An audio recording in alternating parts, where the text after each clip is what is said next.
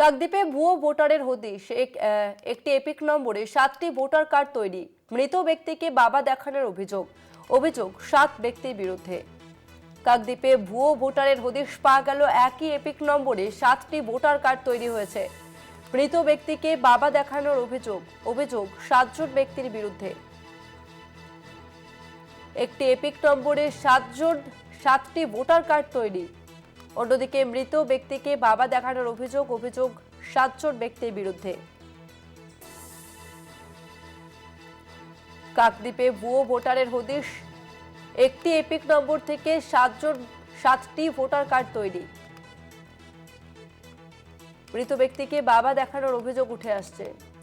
বিস্তারিত জানবো, আমাদের সঙ্গে ফোন লাইনে রয়েছে প্রতিনিধি মানুষ প্রধান। মানুষ, একই এপিক নম্বরে 7টি ভোটার কার্ড কিভাবে তৈরি হলো, কি জানাচ্ছে?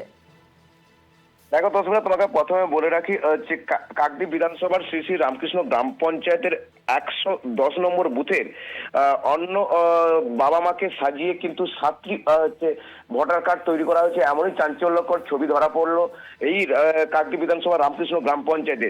তিনি জানাচ্ছে যে এই কুন্তি দাস জানাচ্ছে তার স্বামী কিন্তু যে বিগত 16 বছর আগে মারা গেছে। তাদের যে ভোটারের যে কার্ডে যে এপিক নম্বর রয়েছে সেই এপিক নাম্বারের দিয়ে কিন্তু হচ্ছে তাদের ছেলে মেয়ে মানে নামে পরিচিত করে ভোটার লিস্টে তোলা হয়েছে।